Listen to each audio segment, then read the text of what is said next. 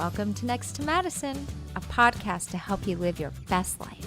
Welcome back to another great episode of Next to Madison. I am your host, Madison Malloy, and on this episode, I am sitting down with global pop star Aaron Paul. I am so excited. This man is inspirational. He's amazing.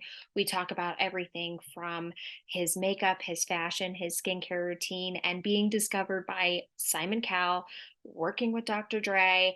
I even had the guts to ask him about the very dark side of the music business, which he answered and kind of gave us some insight into that and how he now wears the protection of God around him to drown out the darkness of the music industry. There's a lot of rumors going on about, what's going on behind the scenes, and there's some truth to it. But where there's darkness, there's always the light that's brighter. So this is an amazing episode. We talk about the other stuff towards the end of the dark side.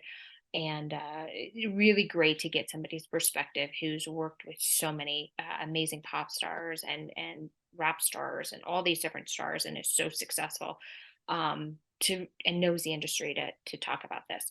So it's amazing. And he also talks about, being authentic, being bold, being unafraid, going after what you want.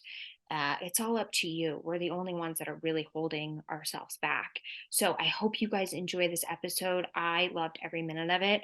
And if you're listening to this on audio, definitely check out our YouTube as well. We've got the videos of all the different episodes, and you'll want to check out the YouTube of this, even if you've listened to it on audio and it's just for a few minutes, because he has unbelievable fashion and his sparkly coat was so cool. I loved it. So we will be right back after this brief message on Next to Madison. Hey, I want to take a moment to introduce you guys to Magic Mind. This product has changed my life.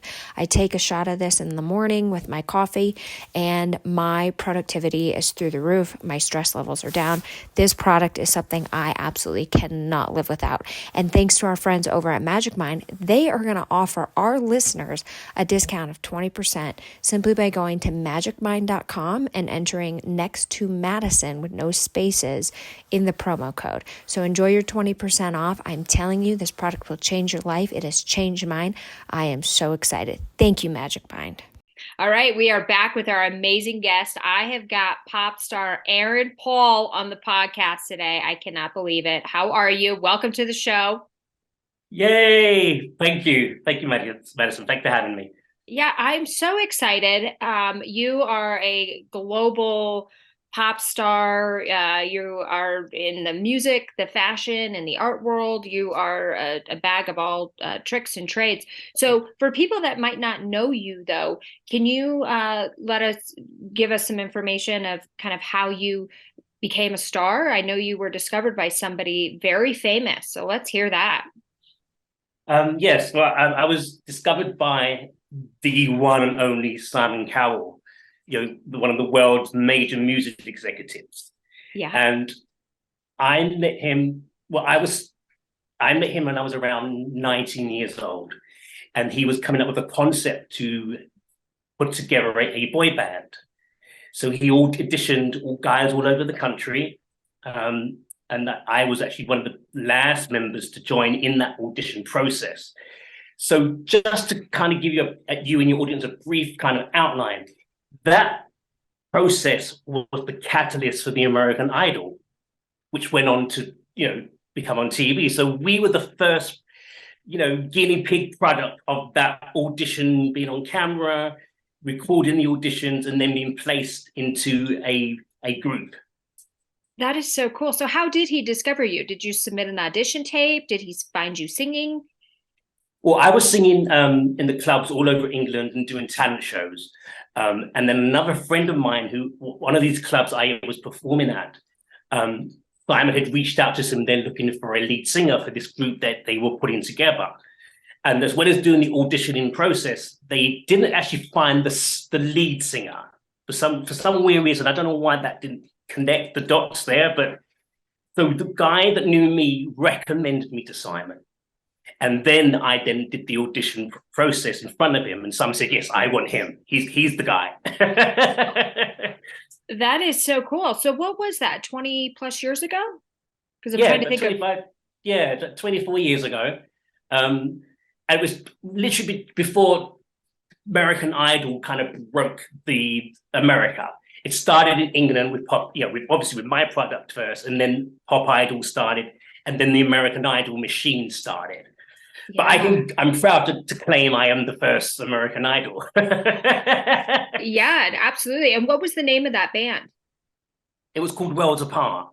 And the concept for that band was a multiracial band where you had members that represented each kind of race or geographical part of the world, whether it was India, Europe, Asia, or the Americas. So we all kind of had our little niche, which we represented in the group. So it's a Yeah, multiracial group. that's amazing. And how long were you guys all together? We were together. Well, when I was in it, I was with them for about 5 years, and that's when we had the bulk of our top 10 records. And then members would come and go and interchange in that time. And I lasted probably 5 years, and then I decided to leave, and then I came to America at that Okay. time. And then you broke out on your own, and the rest is history. Yeah. Well, yeah. I mean, I broke up my own, thinking I was going to have this glorious career right away because I was, with this group called Worlds Apart. Yeah. But I wanted to come to America. Nobody knew us here. We didn't really see any music here. All our success was mainstream Europe, Okay. and a little bit of Asia. So I literally had to come here and literally start again. And then that's how the whole fashion part of me kind of gave, rebirth. And then Yeah. then I was able to, fashion at first, I didn't really know what kind of sound I wanted to do. I was kind of a little bit lost there because America, there's so many subgenres and everyone kind of has the lane. You have the country lane, you have the R&B lane. And I've always kind of been a little bit different. I'm like a mixture of everything. Yeah. So it was kind of hard to kind of pigeonhole and place me in America first until I used fashion as the catalyst. Once I used fashion, it kind of all spun in the pot together, and I get away with it. Well, that's amazing, and it's so well said because sometimes if somebody's struggling in a business or in the arts, it's that one tweak that one little thing. yeah. And so, did you hire a Madison, to be honest stylist? with you, I would never. If you thought, no, no, I mean, I was kind of had a good sense of style, and my parents do. They always had. Uh-huh. And sometimes, I would style the group sometimes. So I was very on hand and visually of what I want, and I'm also very creative. And I've always been that way. What I can honestly say to you, the way I look now, and with all this, what you see, I never would have imagined that would be the way I would look as a solo artist. Yeah. If you'd said, okay, you're going to look like this, you're going to wear sparkly jackets, you're going to wear makeup, I would have said, get out of here now. But I mean, as much as it is very much a part of me now, I mean, I love it and love it, and I love that people love it. But Yeah. the fact that I would never have guessed that would have been the vehicle to break me, especially in America, anyway. Yeah. So was it a little bit of a kind of like a mind thing that you were so successful in Europe and then you came to America thinking you would just be super successful overnight and it wasn't. Like how did that impact your psyche? The good thing is I've always been able to switch it on and off. Okay. I can take this off and I'm okay walking the streets, but nobody knows, and and I kind of like my own anonymity that way. But then I also, the other hand, I do like to dress up like this and be recognized and grab attention. I've obviously not to have the success at first was especially after coming from having hit records, it's a little bit of a mind mess there. But I kind of got it. I had to become comfortable who I am and decide who I am for other people to get it. Yeah. It becomes sellable to another audience. Yeah, no, that's very well said.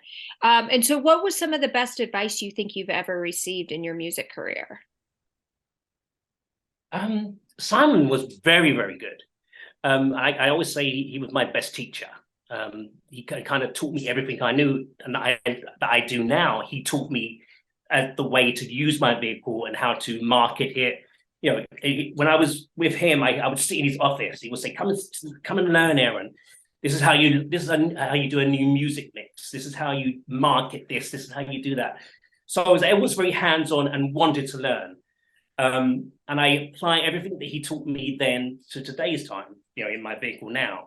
Yeah. And to the advice I would give to someone starting out is be bold, be unafraid, you know, be brave. You're going to get the few little nicks and cuts and dents along the way. Not everyone's going to get it. But if you can stand in your truth and own it and you know, really be proud of it, and just make sure your product's up to par, then you know, then I think you should do well.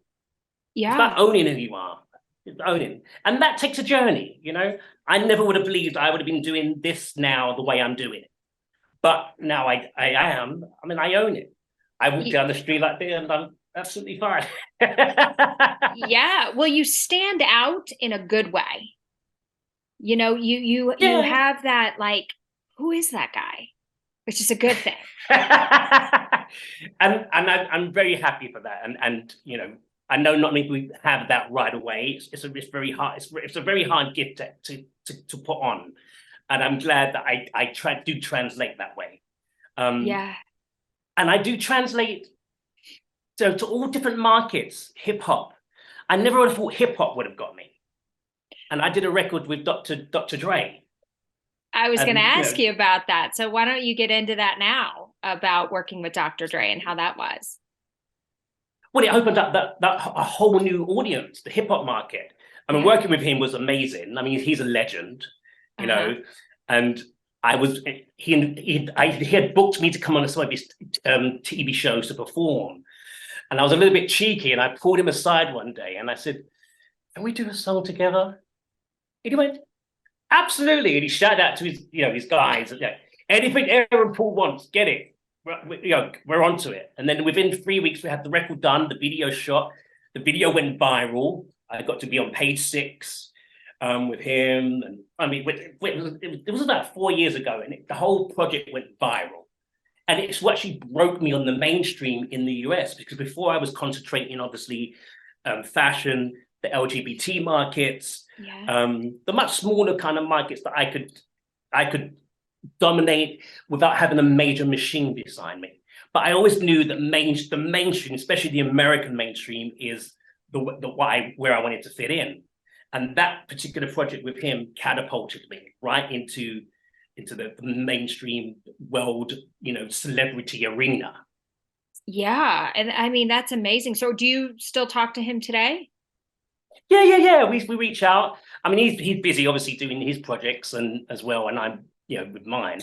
But every now and then we we'll text each other or call each other, and the same with Simon as well. You know, I try to keep an open door with everybody I work with. Yeah. Well, I mean, and those are two great open doors to have. I mean, in your business, it's like, Yeah, do you know what? It's always about being unafraid. Like I said before, I did a record with Michael Musto. uh-huh. Are you familiar with Mike Musto? I mean, he's one of the major New York mavens of entertainment. And I reached out to him and asked him to do a song. I did a song with Montgomery Fraser, one of the best stylists in the world. I mean, Yeah. responsible for Madonna's looks and everybody. And had a song called Fashion that I'd wrote. And I thought, wait, I need someone who's like really major in the fashion world on this record. And I was introduced to him for a friend of mine, Luciana Pampaloni. She had invited him to dinner one evening, and he was there. And I kind of, once again, I whispered in his ear, I've got this little song, and I need a major fashion guy. Would you do it? And he said, yeah. To my surprise, he said, yes. So it's about going for it, being bold, just go for the guts. And what can they say is no? You know, then you kind of, you move on and think of something else.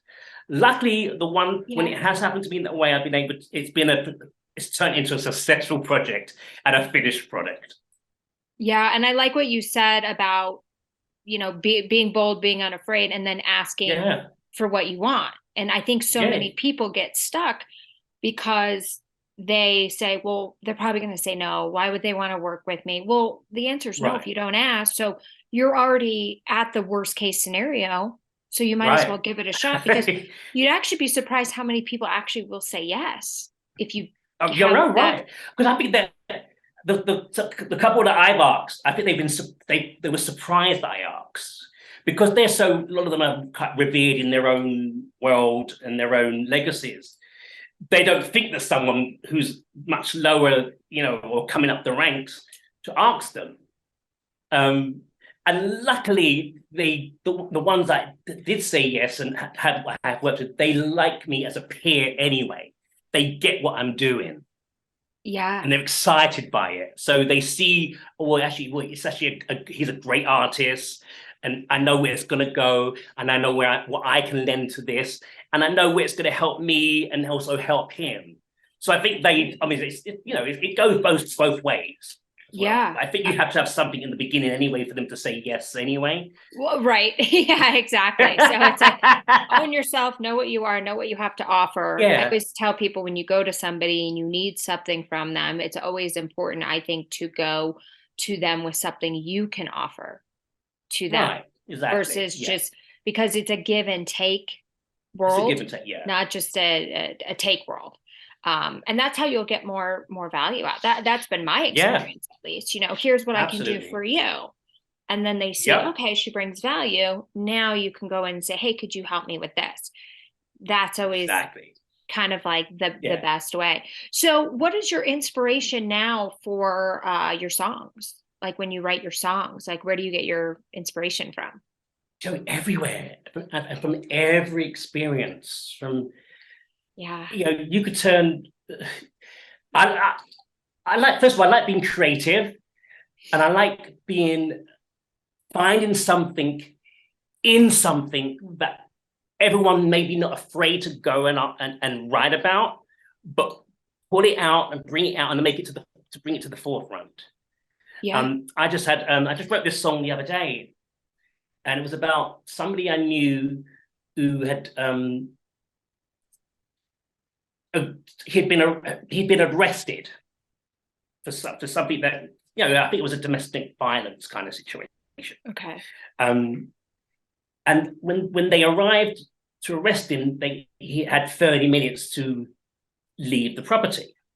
And when he was telling me the story, I thought, oh God, that was terrible. What was that like? And I thought, well, that's actually a great line for a song, 30 minutes. Oh. So I will pull things like that out and then turn that into a melody, lyrically, that makes it translate in any kind of way, 30 minutes. That's great. Yeah. Yeah. Yeah, I love that. And so are you dating? Are you in a relationship? No, Madison, very single. Well, that's a great inspiration. Dating's a great inspiration for songs. Heartbreak is another very one. single. Well, yeah, I mean, I do write songs of that nature too, but I can write from anything. And it's a lot to handle this, Madison. It needs a very comfortable person in their own skin to be able to handle me and my life. And I also like people that's so off the radar that's not in our business. I kind of lean towards that. So it's very hard to find. Yeah, and I tell everybody that no matter what industry they're in, it's like, don't shit where you eat, because you just. Yeah, because I like I said, it does come off, and I do like to switch off, and to have someone who's not involved, right, and their world can excite me, is what's going to fuel me again. With much more knowledge or activity to fuel my machine. Yeah, no, absolutely. They say opposites attract.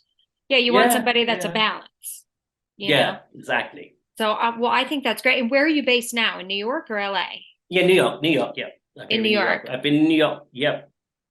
Okay, yeah, New York, and New York is a great music center. And but so who are some people that you want to eventually work with and collaborate with? Oh, do you know that? And a lot of the people that I looked up to and dreamed of working with, some of them are not here, obviously they passed away. The ones that there's one who's still around, Grace Jones. Okay. I'd love to work with Grace Jones. And it's funny because I do get the comparison to her. I get Prince, Grace Jones, Freddie Mercury, all that kind of rolled into one in my style. So she would someone that I think would fit in with me, and she's such a great, powerful woman anyway, and a beautiful woman, and unique, So I think combination of maybe me and her could pull out something really, really interesting. Have you reached out to her? No, but I plan to. Don't worry. I promise I will. Maybe this will be your motivation today to do it. Yeah. There you go. Yeah, all right. Because you are such a star. I feel like she would be honored to get that call. Well, I know her brother, okay. And she knows of me. We just haven't met in person. That's a good start. Yeah, no, but unfortunately he passed away last year. Unfortunately, yeah. And I know that he told me when I met him a few years ago, the first thing out he's made, because my sister would love you. So, there's hope still there. Yeah, absolutely. And you could share some memories that you have with her brother, and I'm sure she would love that. Yeah. Because that's a difficult situation. But well, good. I'm looking forward to your collaboration with her because I know it's going to happen. Yeah. I'll let you. You're the first to hear it now. Oh, yay! Good. Yes. All right. So I can't wait. All right. So let's get into the fashion part of it. Okay. So I am somebody we haven't met in person yet, but we will. Pardon me. Who has no style? Like, no. I love jumpsuits and dresses because I do not believe that in a second. I just don't know you're beautiful. Oh, well, thank you. Apparently I swallowed a frog because it's in my throat right now. No, I mean, no, go ahead. The next question. Yeah. So how do you find good pieces? What are some like fashion advice that you would give to everybody that's not in the arts or in the arts? Everywhere. I will go literally, if you see how I shop, I mean, obviously people give me stuff to wear. I know a lot of designers obviously in the fashion, so they're always giving me pieces. But on my daily travels, I'm out and about. I mean, I could be in the Hamptons and I'll go into a boutique and I'll find something there. But then I could be in Queens at the Salvation Army and I'll find a ton of things there. Seriously. Wow. Seriously. And then I'll go somewhere else and it could be, one of those mum and pop dollar stores. Yeah. And I'll find, something like this, a bracelet or something, or a sweater even. But then I go to the high-end stores and people give me stuff. It's a mixture of everything. It's pretty amazing to see. You'll have to come shopping with one because I can go anywhere. So I'll guarantee you. Yeah, when I get back to New York, we're having a shopping date. It's going to be great. Yeah. We'll document it. Okay, promise you. It's like it's going anywhere. And you'll be surprised the stores I go. People that when they're with me, they're like, "Wow, how did you find that?" And then I wear it on the red carpet, and next to someone who's in the Gucci's or whatever. And I just bought this jacket for $50 at the Salvation Army, and all the cameras are on me. Or the person in the Gucci would stand next to me, So that's the blessing. It's about having an eye and knowing what to use and utilize each piece for. So if I go to a store and I see, I can get that, I can go with something I have at home and I have that. I have it all mapped out in my head, ready, and I just piece it together and it comes up. So do you find when you know exactly what you're kind of looking for that you find it? Because I always think like when I'm going in, I say, okay, I want this purple jumpsuit. I'm just using an example. I can't find a purple jumpsuit anywhere. Or when you can't go in there. You can't. You can't go in there calculated. You got to go in there and be open-minded, and you got to search and dig. Search and dig. I just, I don't have patience for but, that. but that's how I find my pieces. It's like, I got dig, and I think, okay, I got that, and then I have that thing at home. Let me put that aside, and let me keep looking.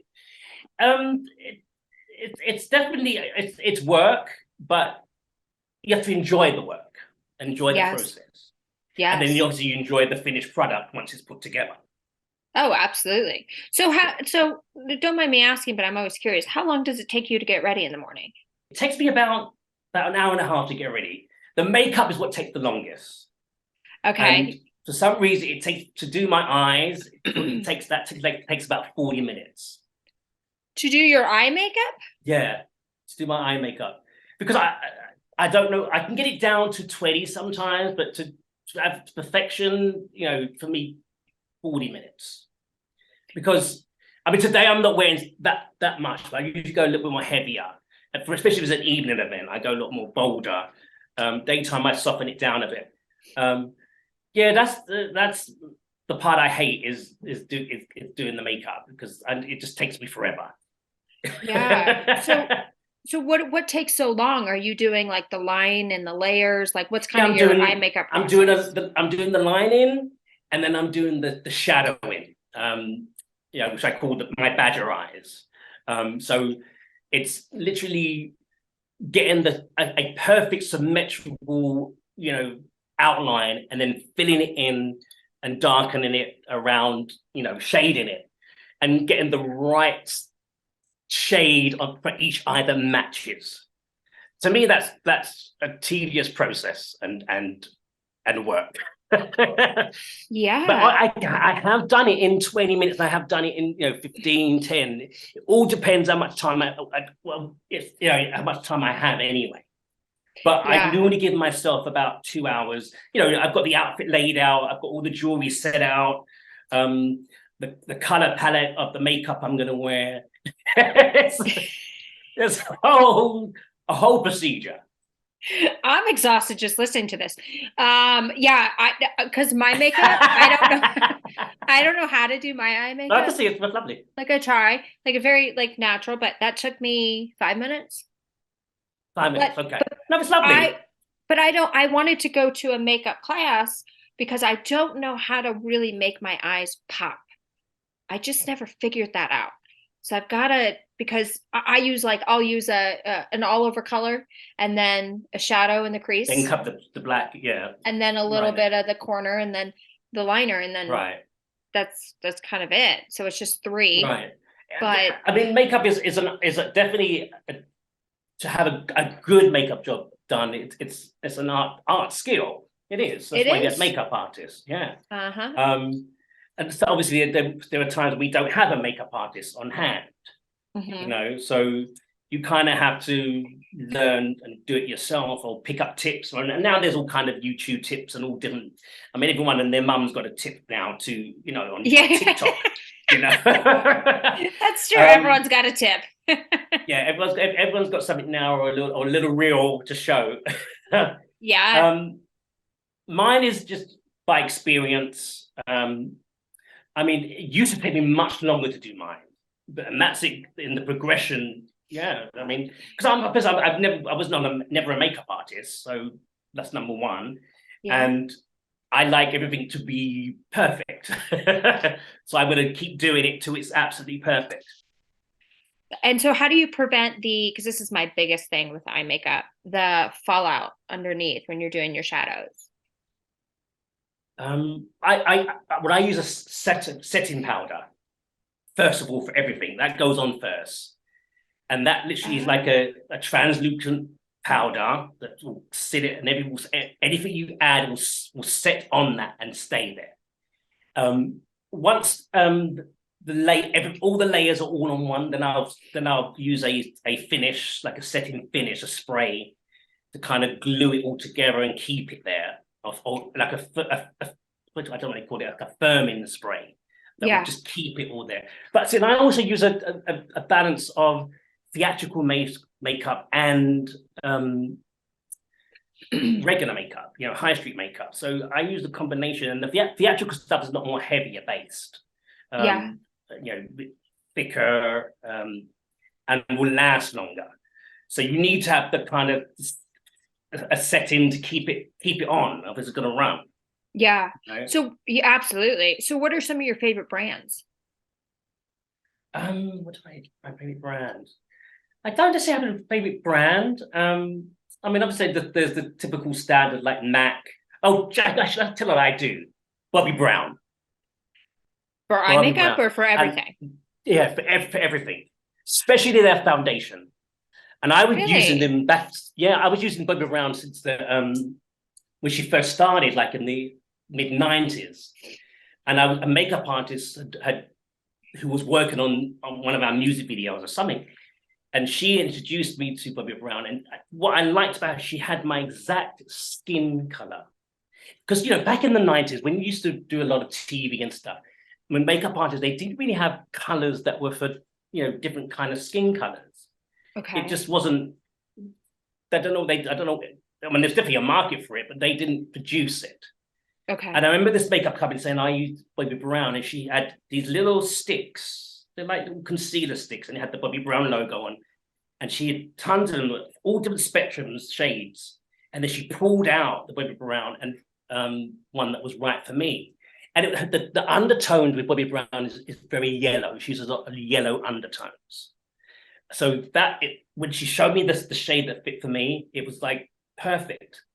And I was able to continue to buy that particular. I could only buy it in America, so I used to actually fly over just to get it. Okay. Seriously, yeah, because it was available in the world. And then until I moved here and then started using it. And then I think MAC came out after that. But now I use a lot of theatrical makeup. Yeah. A lot of there's like I think it's called Pan-Ache or something like that. Okay. Pancake, something like that. It's like these little round discs, and they're very thick.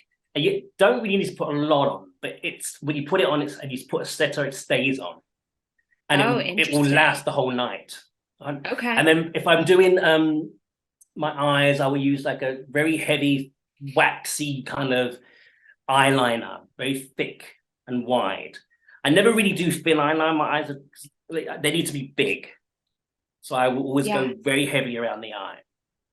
Okay, you're also going to do my makeup when we meet. That'll be fun. This is going to be great. So I have to ask, because most people aren't going to go buy theatrical makeup. So what's the specific foundation of Bobbi Brown that you love right now? Because I'm always looking for a new foundation. Okay, wait, I can't remember the name of the actual foundation. I know it's a concealer stick. Mm-hmm. I've seen those. It's like a little lipstick, yeah, and it's literally, it's like a pencil stick, but almost waxy. I think it's just in a foundation line. Okay, that's what it is. Yeah. Interesting. Okay, well, I love it because everyone's always looking for the best makeup and the new product and what's going to make. Yeah, I think it's all unique to each own as well. Yeah. No, absolutely. So another important ingredient of makeup is skincare. So how are you upkeeping your appearance? Because we live in a very youth-centered society. So let's get your skincare advice. I really don't have a regime. I'm literally soap and water. I mean, I literally take my makeup off with a cocoa butter, which is an oil-based kind of lotion. Okay. And I literally remove the makeup off with that. And then there's a product I use from Trader Joe's, which is a antibacterial skin wash. Okay. Tea tree. There's that antibacterial made with tea tree facial wash. Okay. That's all I use. And I wash my face with that, and I literally put another layer of either natural coconut oil, which you can buy, the one you can eat, okay, and cook with. You can either that one or a cocoa butter, and and that's all I do. I really don't have a major routine. Very simple. So yeah, you keep it simple. Sometimes we overcomplicate things, and we can just really keep it simple. And it becomes expensive as well. You know, you keep. That's why they're a $1 billion business. You keep, you know, we're keeping their rent paid. Yeah, it's right. I just did Morpheus Yeah. on my face. Oh, that was the most painful thing ever.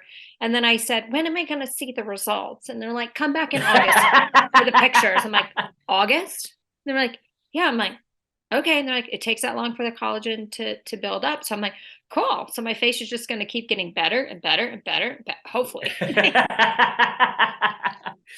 Well, you know, some people, you know, my age, you know, I think I look at them and I compare myself. They don't look like they as well as I look. Yeah.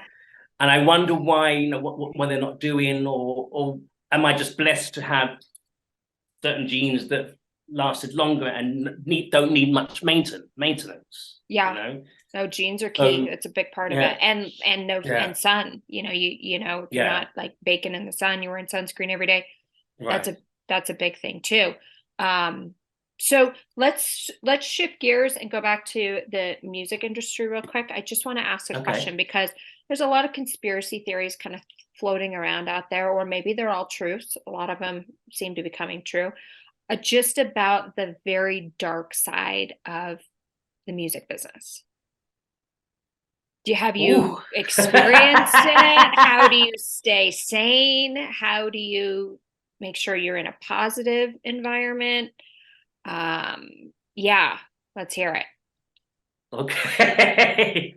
You know what? Is wearing the armor and protection of God. Amen. Yeah. That's the only way I can say. You have to be spiritually nourished by the light, you know, the light of God and the power of God.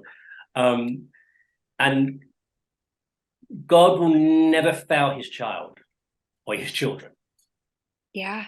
There may be ups and downs on the road, and there may be other people doing bad, evil things, or have other agendas. And there was a time when I didn't win. I didn't have a relationship with him. And I had been around some very troubled times within the industry and around some troubled people within the industry, which could be considered the dark side of the industry. Yeah. And it's not only just in the music industry either, it's everywhere. It's in the corporate world. Yeah, it's in the corporate. It's everywhere. And I think once you if you recognize it and you're aware of it, the only thing I could suggest that one does is start being protected and having the armor of God on you. So how did you just navigating through it? Yeah. So how did you come to accept God and, you know, as your savior, and to have his protection with you? Because there were times when I felt like I was spiritually attacked, being in the industry, in the music industry, because it's very prevalent, it's very much there. And I kept thinking, why is this always happening? Why am I always being attacked spiritually here like this, whether it's physically or mentally?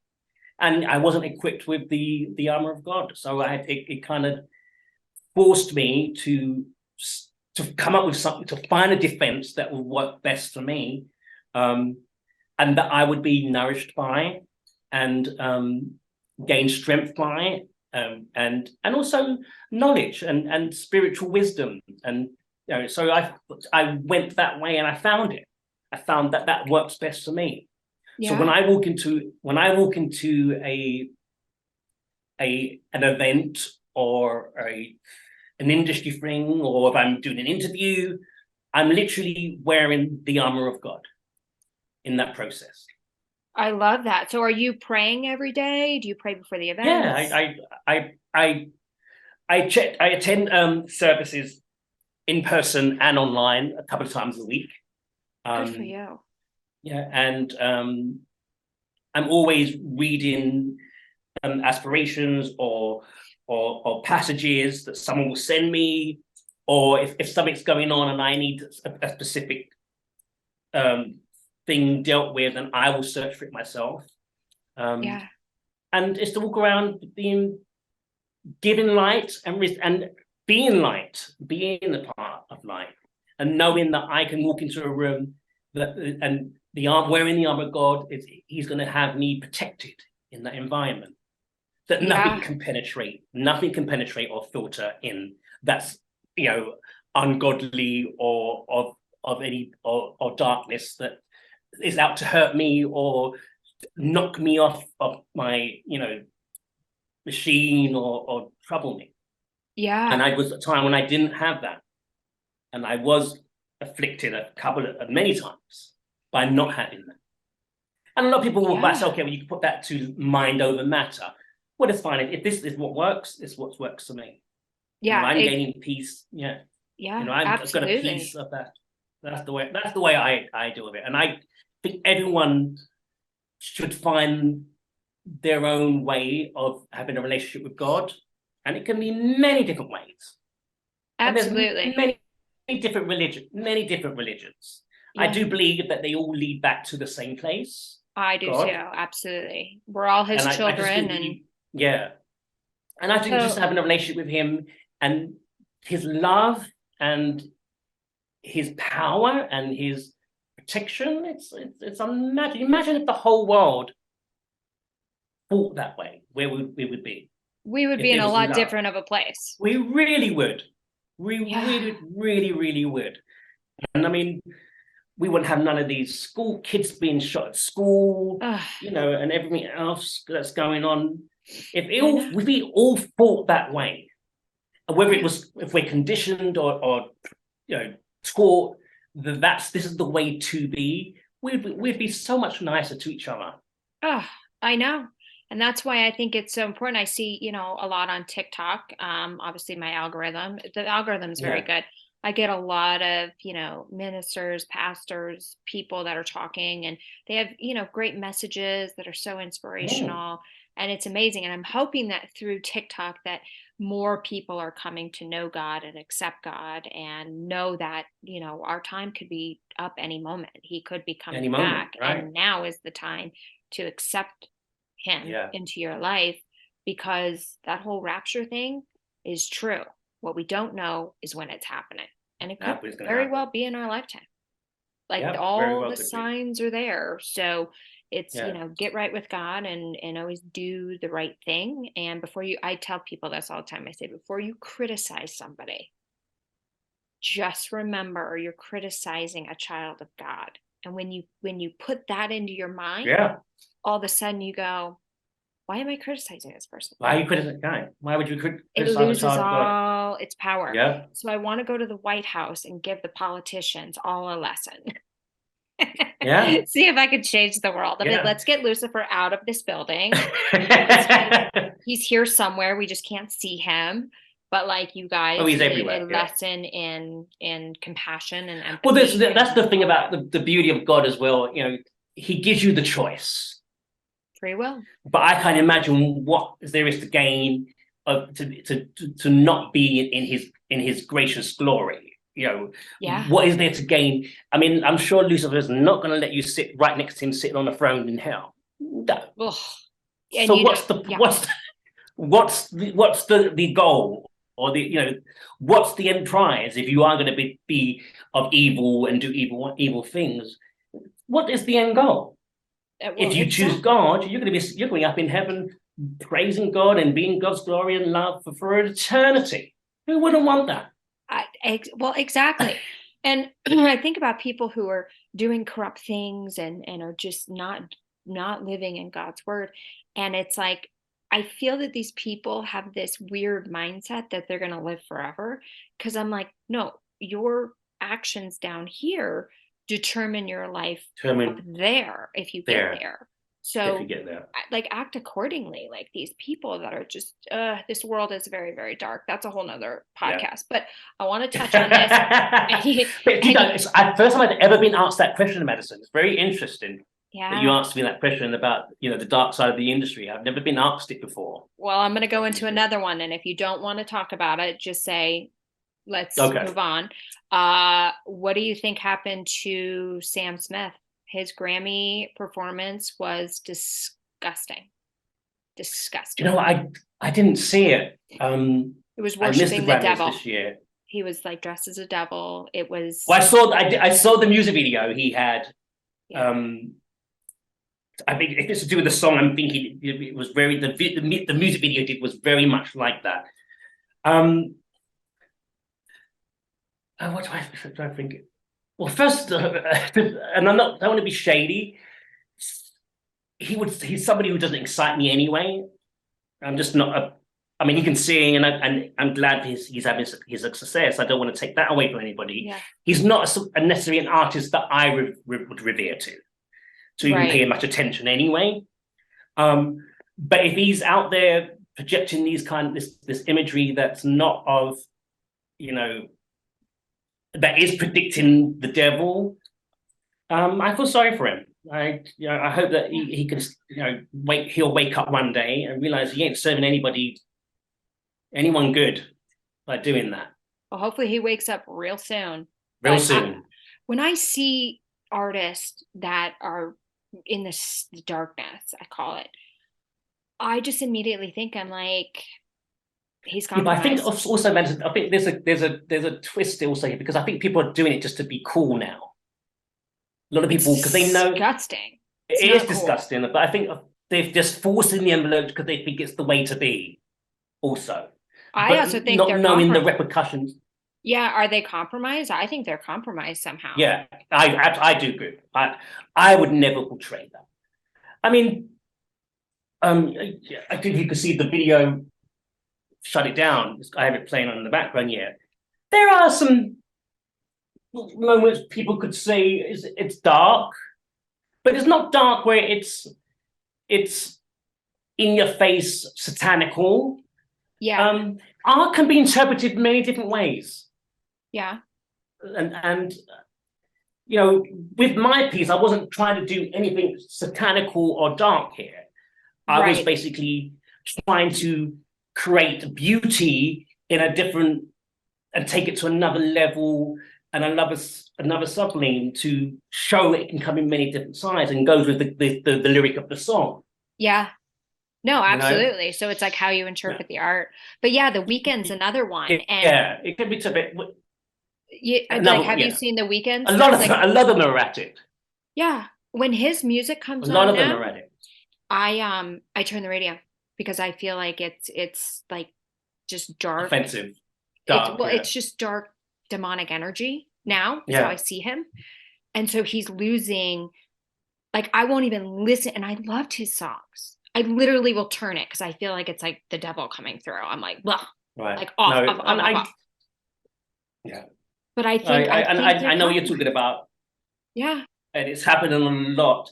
But I also think some people are riding the wave because it's, cool, but they're not realizing the realness of what they're putting out there and the effect it's having and where they're going to end up afterwards.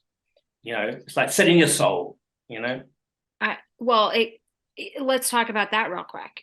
You hear a lot in Hollywood about these big successful stars, and they're like, yeah, they sold their soul.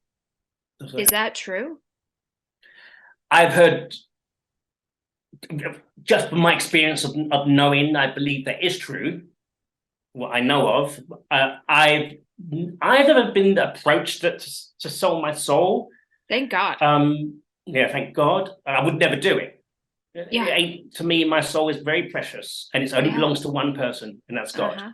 And there's no amount of money or success in the world that will ever ruin my relationship with God and my seat in heaven. Yay. So well said. Well said. Yeah, but it's like you just hear this stuff, and hopefully it all comes out and a stop is put to it. But it's like, how do they sell their soul? Like, do they like give their blood? And but I believe there's all kind of rituals and sacrifices, and it's a very ugly world. But I don't think it's just happening in the entertainment industry. I think it's happening in the political world. I think it's happening in everywhere, corporate world, everywhere. I mean, I have a couple of family members who would be considered conspiracy theorists, and they're always pumping me with information. And sometimes when you're overloaded with that kind of information, it can be quite dismaying too, because to me, you still have to navigate and function in the world. and Yeah. there is still light and beauty in the world and other things to focus on. Yeah. It's good to be aware of Mhm. what's going on.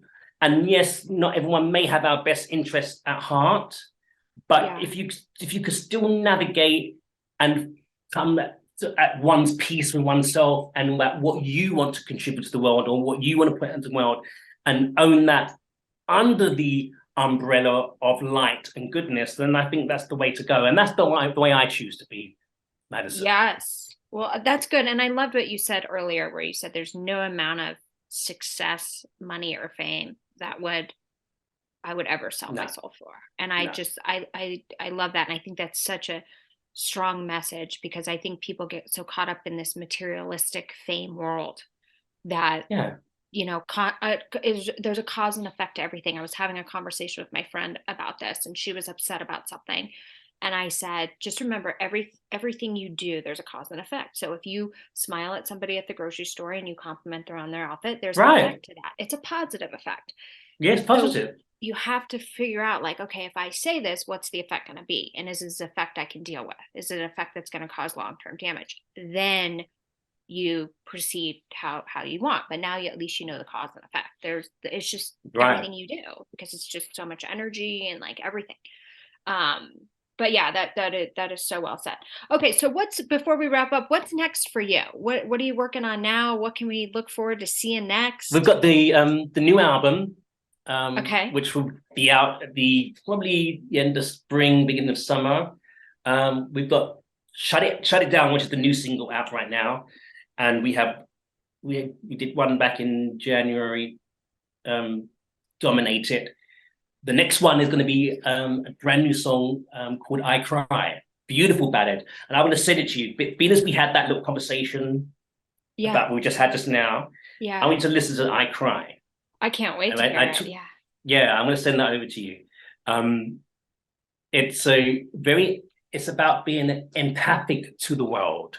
Yes, there are these things that darkness going on and all these different shades of darkness that's continuing, but it's still providing the light and being empathic towards the light.